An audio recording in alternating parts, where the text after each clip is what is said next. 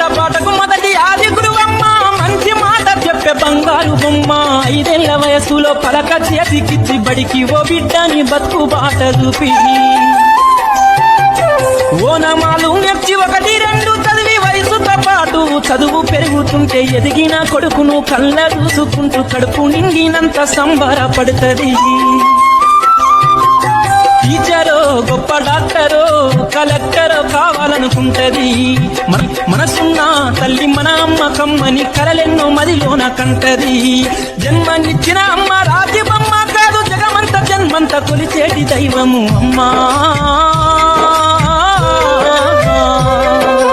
అమ్మనైనా అమ్మ పాట వింటే ఎంత మధురమో